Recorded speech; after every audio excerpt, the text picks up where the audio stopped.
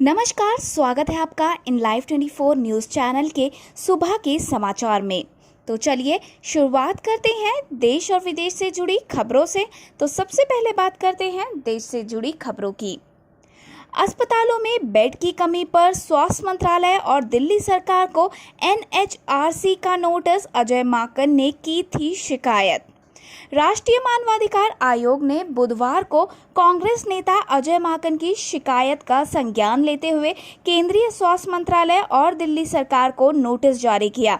माकन ने आरोप लगाए थे कि राष्ट्रीय राजधानी में कोविड-19 रोगियों के लिए बेडों की कमी है और पर्याप्त संख्या में जांच नहीं की जा रही। आयोग ने एक बयान में कहा है कि वो समझता है कि ये सरकारी एजेंसियों, अस्पतालों, डॉक्टरों के साथ साथ रोगियों और उनके परिवारों के लिए एक अप्रत्याशित स्थिति है, लेकिन राज्य हर संभव प्रयास किए बिना अपने नागरिकों को मरने के लिए नहीं छोड़ सकता है। एक वरिष्ठ अधिकारी ने बताया कि दिल्ली सरकार और स्वास्थ्य मंत्रालय को नोटिस जारी किए गए हैं। आयोग ने एक बयान में कहा कि शिकायतकर्ता दिल्ली प्रदेश कांग्रेस के पूर्व अध्यक्ष ने सिर्फ आरोप ही नहीं लगाए हैं, बल्कि अपनी शिकायत के समर्थन में आंकड़े भी मुहैया कराए हैं। सरकार ने शुरू की नई पहल, कोरोना से लड़ने में अब आईएएस और आईपीएस अधिकारी भी डॉक्टर की यूनिफॉर्म में आएंगे नजर। कोरोना के मामले लगातार बढ़ रहे हैं। दिल्ली समेत पूरे भारत में रोजाना महामारी फैलने की रफ्तार में तेजी आ रही है। ऐसे में सरकार को अस्पतालों में न सिर्फ डॉक्टरों की जरूरत है, बल्कि अस्पतालों का प्रशासन भी संभालने वालों की जरूरत है। लॉकडाउन में ढील के बाद धीरे धीरे जिंदगी तो पटरी पर आने लगी है, लेकिन संक्रमितों की संख्या में भी उसी तरह इजाफा होने लगा है। ऐसे में मोदी सरकार एक नई योजना पर काम कर रही है। सूत्रों के मुताबिक कार्मिक मंत्रालय ऐसे आईएएस और आईपीएस और अन्य नौकरशाहों की सूची तैयार कर रहा है जिन्होंने डॉक्टरी की पढ़ाई की है और उनके पास कम से कम एमबीबीएस की डिग्री है। इस कवायद का मकसद है ऐसे अधिकारियों को सीधे सीधे कोरोना से लड़ने के लिए मैदान में उतारना। सूत्रों के मुताबिक ऐसे अधिकारियों को उन अस्पतालों में तैनात करने की योजना है जिनमें कोरोना का ही इलाज हो रहा है। मंत्रालय के एक वरिष्ठ अधिकारी ने इस योजना की पुष्टि भी की है। दिल्ली में बारिश और आंधी ने दिलाई गर्मी से राहत। आज भी तेज हवाओं के साथ गिर सकती है बूंदें। राष्ट्रीय राजधानी दिल्ली में बुधवार 10 जून को तेज हवाएं चलने और बारिश होने से गर्मी में राहत मिली, लेकिन इसके कारण शहर के कुछ हिस्सों में बिजली आपूर्ति बाधित हुई और यातायात जाम भी हुआ। दिल्ली और आसपास के इलाकों में तेज हवाएं चलने से दिल्ली नोएडा फ्लाईवे पर एक बड़ा होर्डिंग गिर गया, जिससे काफी देर तक यातायात में रुकावट आई। शहर के कुछ और इलाकों में भी पेड़ गिरने की घटनाएं हुई। दिल्ली पुलिस को पेड़ गिर जाने से ट्रैफिक में रुकावट से जुड़ी 22 कॉल आई। अधिकारियों ने बताया कि धूल भरी आंधी और बारिश होने से सराय खाले के पास एक ट्रांसमिशन लाइन में गड़बड़ी आ गई, जिससे दक्षिण दिल्ली के कुछ इलाकों में बिजली की आपूर्ति बाधित हुई। वहीं मौसम विभाग ने आज शाम में 40 किलोमीटर प्रति घंटे की रफ्तार से चलने वाली हवाओं के साथ हल्की बारिश और गरज के साथ छींटे पड़ने का पूर्वानुमान जताया है। अधिकतम और न्यूनतम तापमान क्रमशः 40 डिग्री सेल्सियस और 26 डिग्री सेल्सियस रहने की उम्मीद जताई है।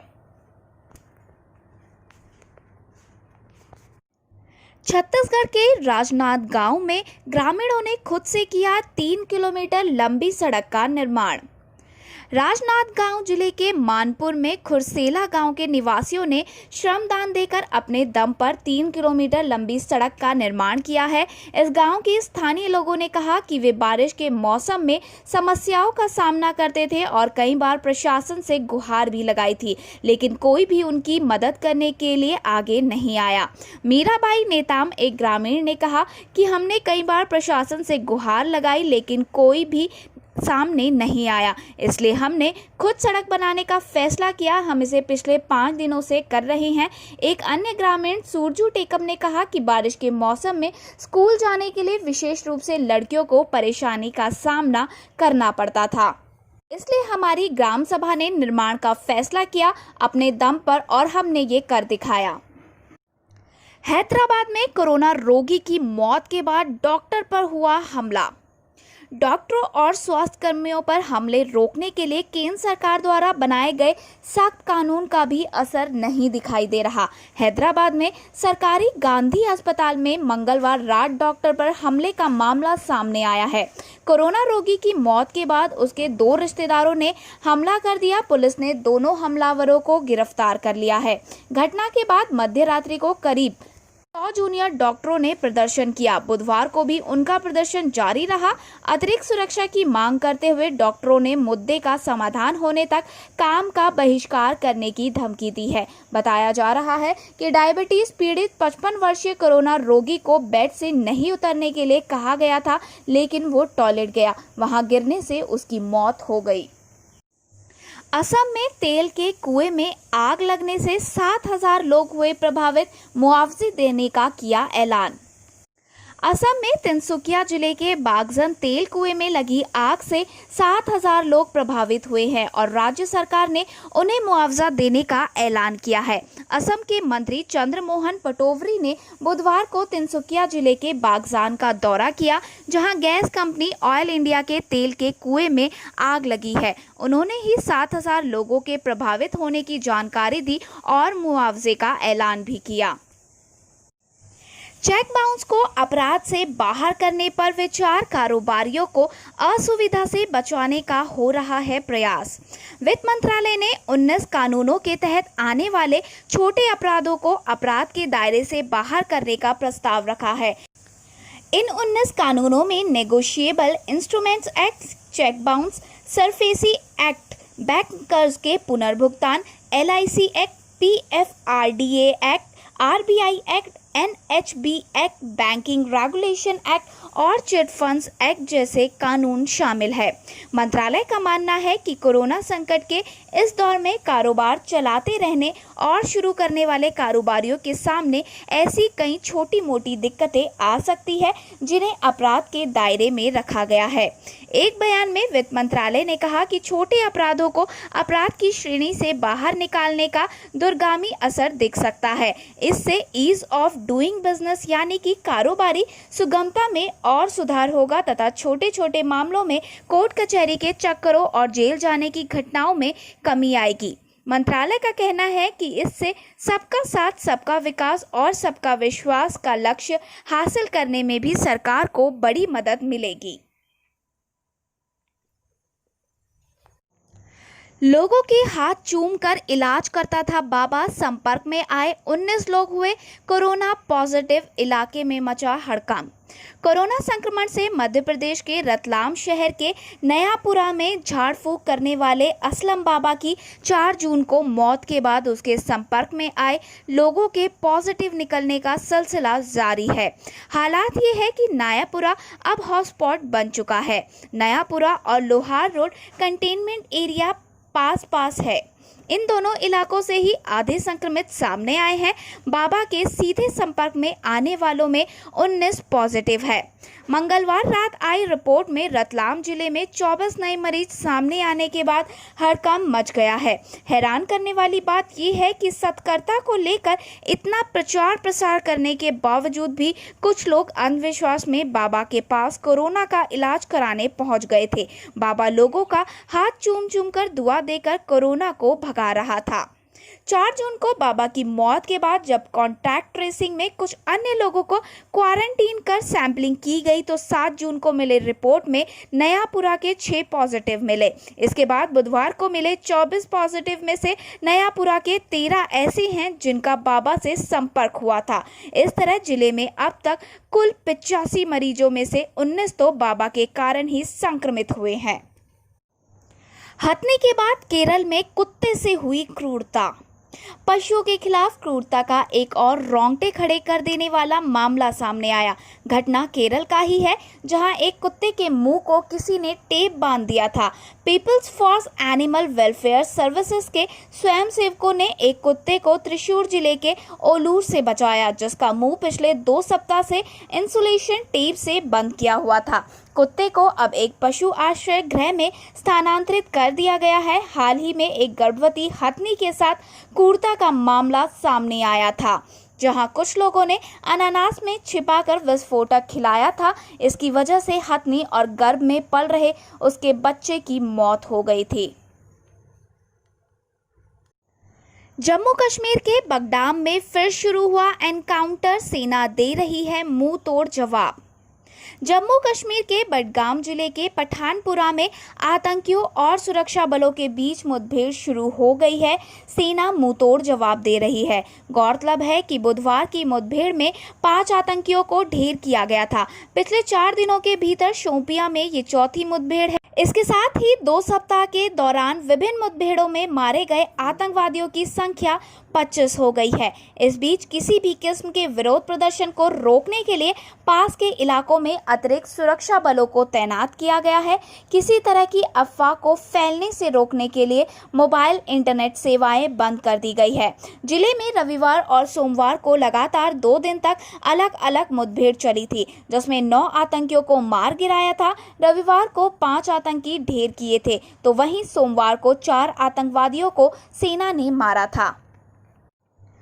उद्धव ठाकरे ने कहा, पाबंदियों का करें पालन, नहीं तो बढ़ाना पड़ सकता है लॉकडाउन। महाराष्ट्र के मुख्यमंत्री उद्धव ठाकरे ने बुधवार को कहा कि भले ही कारोबारी तथा अन्य गतिविधियां शुरू करने के लिए पाबंदियों में आंशिक ढील दे दी गई हो, लेकिन कोविड-19 का खतरा अब भी बरकरार है। उन्होंने लोगों से मिशन नई शुरुआत के तहत लॉकडाउन पाबंदियों में मिली ढील के बाद लोगों से भीड़भाड़ में जाने से बचने और शारीरिक दूरी बनाए रखने का आग्रह किया है। मुख्यमंत्री ने जरूरी सामानों की आपूर्ति में लगे कर्मियों की आवाजाही के लिए मुंबई में उपनगरीय ट्रेन सेवाएं फिर से शुरू करने की मांग भी दोहराई। ठाकरे ने संकेत दिए कि अगर लोगों ने दिशा निर्देश का सख्ती से पालन नहीं किया तो लॉकडाउन जारी रखा जा सकता है। ठाकरे ने कहा कि कोविड-19 का खतरा अब भी बरकरार है। उन्होंने लोगों से भीड़ से बचने और शारीरिक दूरी बनाए रखने का अनुरोध किया है। अदालतों में अब कागज के प्रयोग पर लगाई गई पूरी तरह से रोक। दिल्ली में कोरोना के लगातार बढ़ते मामलों के मद्देनजर दिल्ली उच्च न्यायालय की तरफ से एक अहम फैसला लिया गया है। उच्च न्यायालय समेत दिल्ली की 7 जिला अदालतों में कागज के इस्तेमाल पर पूरी तरह से रोक लगा दी गई है। इस बाबत दिल्ली उच्च न्यायालय की तरफ से एक सर्कुलर जारी किया गया है। उच्च न्यायालय के रजिस्ट्रार की तरफ से मंगलवार को जारी इस सर्कुलर में कहा गया है कि दिल्ली से संबंधित सभी अदालतों में नोटिस, सम्मन और डाक पर बहरहाल पूरी तरह से रोक लगाई जा रही है। दिल्ली में स्थिति सामान्य होने तक ये रोक जारी रहेगी। सभी अदालतें ये सभी कार्य ई माध्यम से करें। सर्कुलर में कहा गया है कि सभी अदालतों को आदेश का सख्ती से पालन करना होगा। इससे अदालतों को कोरोना जैसे खतरे से बचाया जा सकता है। साथ ही इस मुश्किल समय में अन्य विभागों पर पड़ रहे अतिरिक्त भार को भी कम किए जाने का ये प्रयास है। 12वीं की बची परीक्षाओं पर रोक लगाने की मांग, छात्रों ने दी सुप्रीम कोर्ट में याचिका। देश में कोरोना के बढ़ते मामलों के मद्देनजर सुप्रीम कोर्ट में छात्रों की तरफ से एक याचिका दायर की गई है। इसमें 1 से 15 जुलाई के बीच 12वीं की बची परीक्षा आयोजित करने की केंद्रीय माध्यमिक शिक्षा बोर्ड CBSE की अधिसूचना को रद्द करने की मांग की गई है। दरअसल 12वीं की परीक्षा में शामिल होने वाले कुछ छात्रों ने ये याचिका दायर की है। याचिका में CBSE को पहले हो चुकी परीक्षाओं और शेष परीक्षा के आंतरिक मूल्यांकन अंकों के आधार पर परिणाम घोषित करने की मांग की गई है। लाखों छात्रों की सुरक्षा पर चिंता जताते हुए याचिका में कहा गया है कि अगर छात्र परीक्षा में शामिल होते हैं तो वे संक्रमण की चपेट में आ सकते हैं। लिहाजा सुप्रीम कोर्ट CBSE की 18 मई की अधिसूचना को रद्द करे, जिसमें 12वीं कक्षा की बची परीक्षाओं की तारीख घोषित की गई है। साथ ही याचिका पर फैसला होने तक इस पर रोक लगाई जाए। महाराष्ट्र के अस्पताल से गायब थी 82 साल की कोविड-19 मरीज, शौचालय में मिला शव। महाराष्ट्र के जलगांव सिविल अस्पताल को 2 जून से एक कोरोना वायरस से संक्रमित 82 साल की महिला गायब हो गई थी। उसका बुधवार को शौचालय के अंदर शव मिला है। इस मामले पर पुलिस का कहना है, हमें अस्पताल से 6 जून को उनके लापता होने की शिकायत मिली थी। हम मामले की आगे जांच कर रहे हैं। बंगाल में तृणमूल नेता को गोली मारकर की गई हत्या, पार्टी के नेताओं पर ही साजिश का शक। पश्चिम बंगाल के दक्षिण 24 परगना में तृणमूल कांग्रेस के एक नेता की गोली मारकर हत्या कर दी गई। मृतक का नाम आमिर अली खान है। आमिर को अज्ञात बदमाशों ने उस वक्त गोली मारी जब वो बासंती इलाके में सुबह की सैर पर गए थे। पुलिस के मुताबिक बदमाशों ने मौके से भागते वक्त एक बम भी फेंका, जिससे 3 अन्य लोग भी घायल हो गए। सूत्रों के मुताबिक हमला तृणमूल कांग्रेस के भीतर के गुटिया मतभेद के कारण हुआ है। दरअसल टीएमसी के युवा मोर्चा और मुख्य पार्टी के बीच इलाके में नेतृत्व संभालने को लेकर रस्साकशी चल रही है। घटना के बाद कई स्थानीय लोगों ने युवा टीएमसी नेता के घर तोड़फोड़ की। वहीं पुलिस ने मौके से कई देसी बम बरामद किए हैं। हालांकि स्थानीय तृणमूल नेताओं ने इस हत्या में संलिप्त से इनकार किया है और मतभेद के आरोपों को भी खारिज कर दिया। इन लोगों ने विपक्षी दलों पर हमला करवाने का आरोप लगाया है।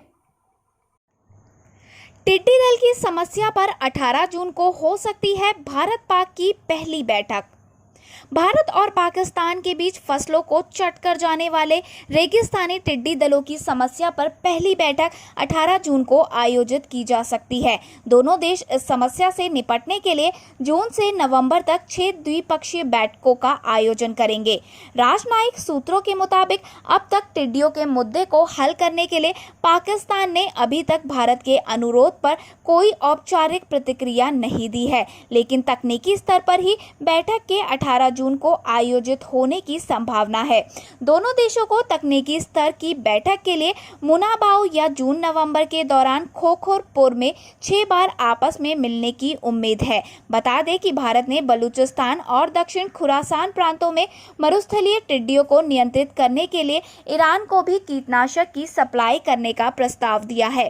केंद्रीय टिड्डी चेतावनी संगठन के अधिकारियों ने अरब सागर से मानसूनी हवाओं के साथ लाखों टिड्डियों के दल भारत पहुंचकर खरीफ फसलों को नुकसान पहुंचाने की संभावना जताई है। संगठन का कहना है कि ये टिड्डी दल जून के आखिर में या जुलाई की शुरुआत में फसलों पर हमला कर सकते हैं। यूनाइटेड नेशन के खाद्य व कृषि संगठन ने भी अपने ताज़ा अपडेट में जून के अंत में उत्तरी भारत में टिड्डी दलों के हमले की चेतावनी दी है। सरकार ने ई-वे बिल की वैधता को 30 जून तक के लिए बढ़ाया। कारोबारियों को होगा इससे फायदा।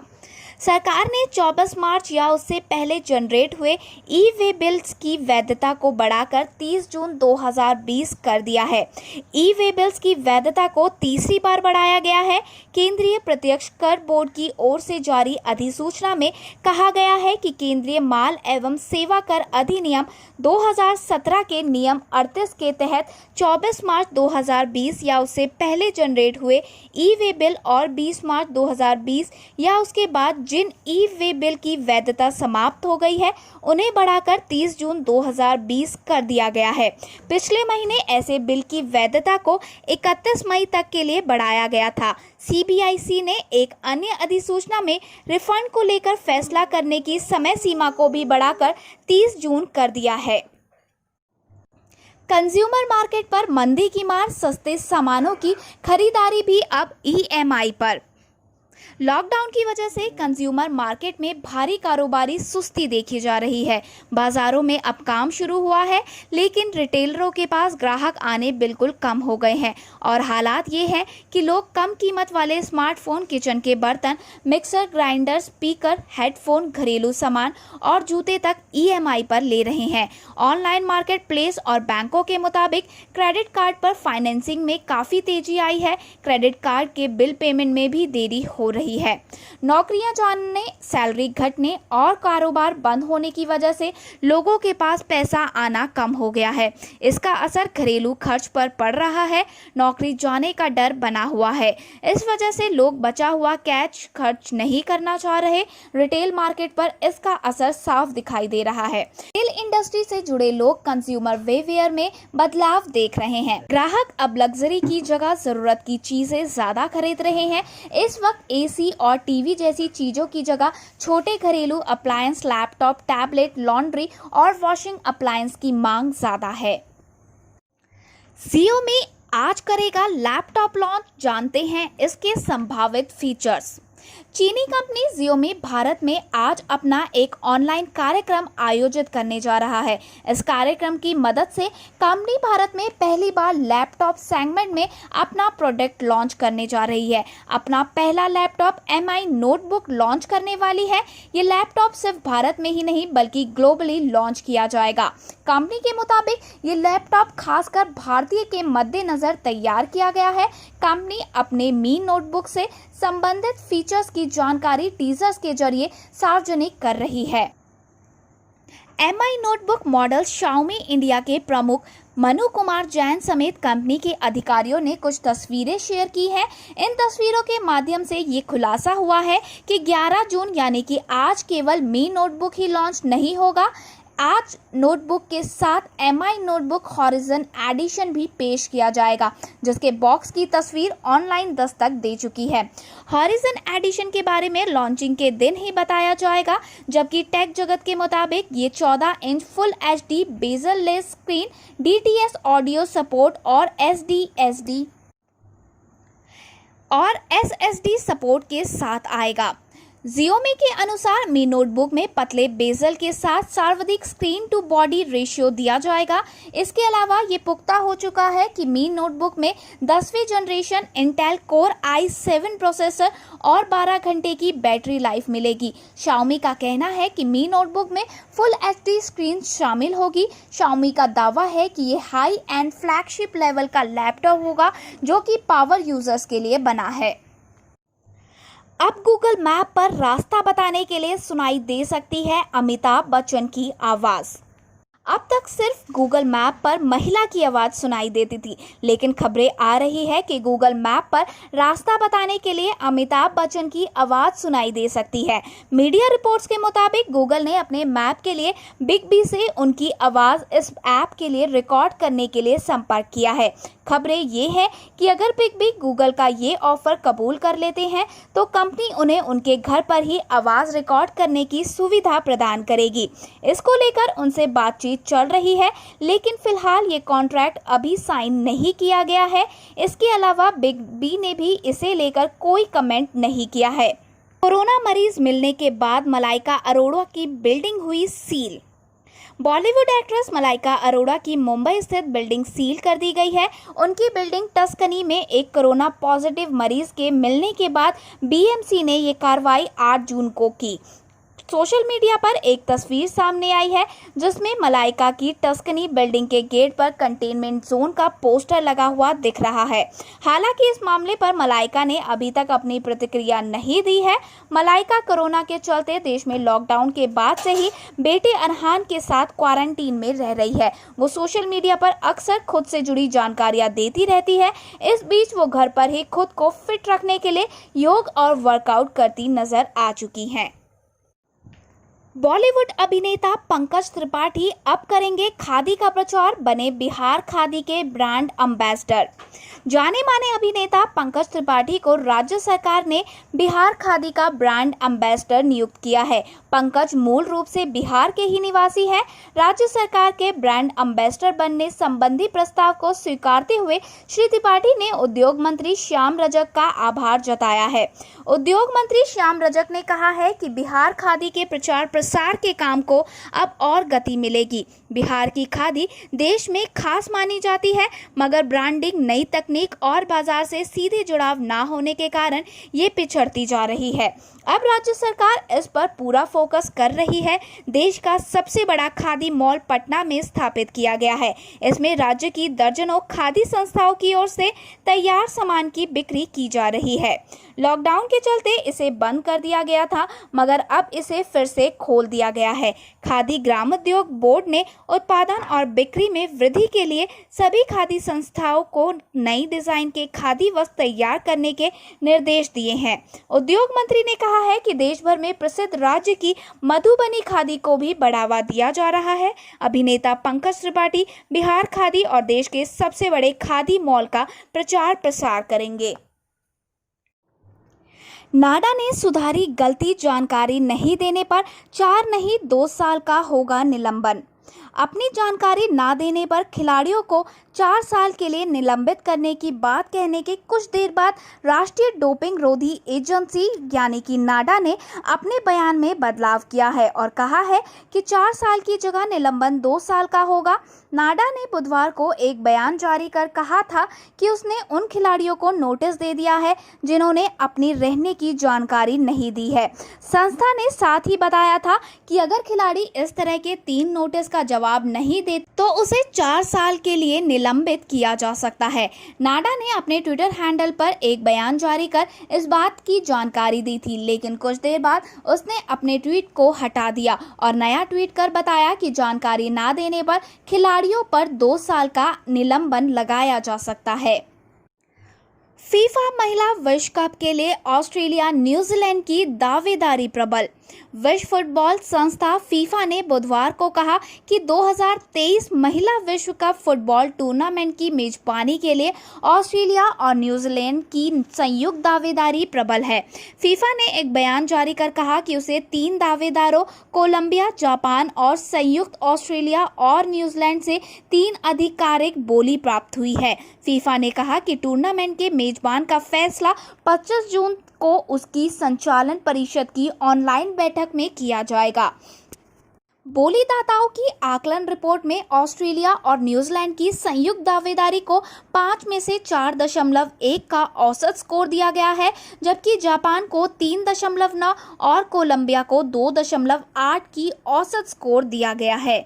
ब्राजील ने सोमवार को ये कहते हुए दावेदारी से अपना नाम वापस ले लिया था कि उसकी सरकार को कोरोना संकट को देखते हुए इसे आयोजित करने में कोई फायदा नहीं दिखाई देता है।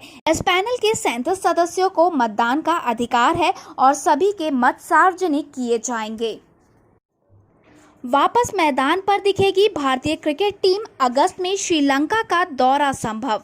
अगस्त महीने में भारतीय क्रिकेट टीम श्रीलंका के दौरे पर जा सकती है। क्रिकेट फैन और मैदान के बीच बस अब भारत सरकार के एक फैसले की दूरी बाकी है। चलिए अब बढ़ते हैं विदेश की खबरों की ओर। दुनिया भर में 74 लाख लोग हुए संक्रमित। पिछले 24 घंटे में 1.34 लाख नए केस और 5,000 से ज्यादा हुई मौतें। कोरोना का कहर अभी थमता नजर नहीं आ रहा। दुनिया भर में कोरोना मामले लगातार बढ़ते नजर आ रहे हैं। पिछले 24 घंटे में 1,34,000 नए कोरोना के मामले सामने आए और मरने वाले लोगों की संख्या में 5,165 का इजाफा हो गया। वर्ल्डोमीटर के मुताबिक दुनिया भर में अब तक करीब 74,46,000 लोग कोरोना वायरस से संक्रमित हो चुके हैं। इनमें से 4,18,000 लोगों की मौत हो चुकी है। वहीं 37 लाख लोग संक्रमण मुक्त भी हुए हैं। दुनिया के करीब 60% कोरोना के मामले सिर्फ 8 देशों से आए हैं। इन देशों में कोरोना पीड़ितों की संख्या 44 लाख है। वहीं कोरोना ने सबसे ज्यादा कहर अमेरिका में बरपाया है। अमेरिका में 20 लाख लोग अब तक कोरोना पॉजिटिव पाए जा चुके हैं। 1 लाख से ज्यादा यहां मौतें हो चुकी हैं, लेकिन अब हर दिन ब्राजील में अमेरिका से ज्यादा कोरोना केस और मौतें दर्ज की जा रही हैं। पिछले 24 घंटे में ब्राजील में 33,100 नए केस आए और 1,300 मौतें हुई, जबकि अमेरिका में पिछले 24 घंटे में 20,852 नए केस आए और 982 मौतें हुई। ब्राजील में संक्रमण तेजी से फैल रहा है। ब्राजील के बाद रूस और भारत में संक्रमितों की संख्या दुनिया में सबसे तेजी से बढ़ रही है।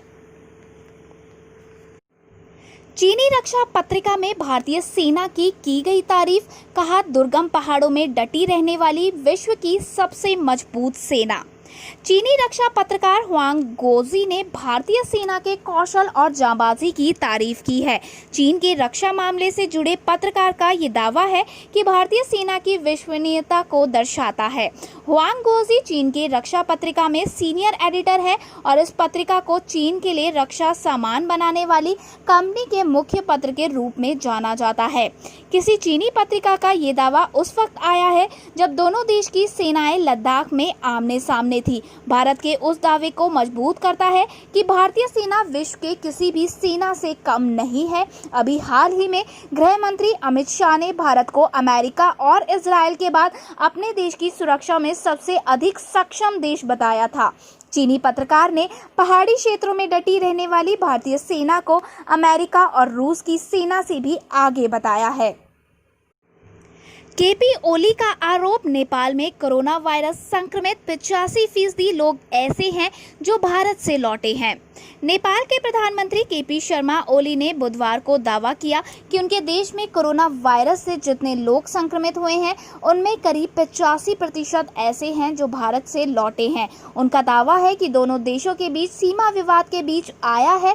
भारत ने सख्त लहजे में नेपाल से क्षेत्रीय दावे के कृत्रिम विस्तार का रुख नहीं इख्तियार करने का कहा था। वहीं भारत ने सख्त लहजे में नेपाल से क्षेत्रीय दावे के कृत्रिम विस्तार का रुख नहीं अख्तियार करने को कहा था। उससे पहले नेपाल ने लिपुलेख, काला पानी और लिम्पियो धारा पर दावा करते हुए नया मानचित्र जारी किया था। 19 जून को ओक्लाहोमा में राजनीतिक रैलियों की नई सीरीज शुरू करेंगे डोनाल्ड ट्रंप। अमेरिका के राष्ट्रपति डोनाल्ड ट्रंप ने कहा है कि वो 19 जून को ओक्लाहोमा में राजनयिक रैलियों की एक नई श्रृंखला की शुरुआत करेंगे। ट्रंप ने बुधवार को व्हाइट हाउस में संवाददाता सम्मेलन में कहा कि हम अपनी रैलियों को फिर से शुरू करने जा रहे हैं। पहली रैली ओक्लाहोमा के तुल्सा में होगी। उन्होंने कहा कि वो फ्लोरिडा, एरिजोना और उत्तरी कैरोलिना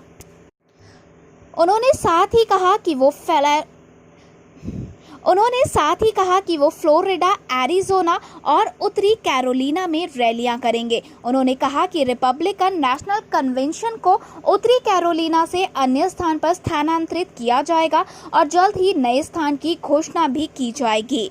ट्रंप प्रांत के गवर्नर के साथ कोविड-19 सामाजिक दूरी के दिशा निर्देशों पर विवाद के कारण रिपब्लिकन नेशनल कन्वेंशन को उत्तरी कैरोलिना से दूसरी जगह स्थानांतरित करना चाहते हैं। हाल की राष्ट्रीय जनमत सर्वेक्षणों में भी श्री ट्रंप और डेमोक्रेटिक राष्ट्रपति पद के उम्मीदवार पूर्व उपराष्ट्रपति जो बिडेन के बीच मुख्य मुकाबला दिखा गया है। धन्यवाद। आगे की और खबरों के लिए बने रहिए हमारे साथ इन लाइव 24 न्यूज़ चैनल में। और अगर आपको हमारी ये वीडियो पसंद आई हो तो प्लीज़ लाइक और दोस्तों के साथ शेयर करना ना भूलें और जाने से पहले हमारे चैनल को सब्सक्राइब ज़रूर करें।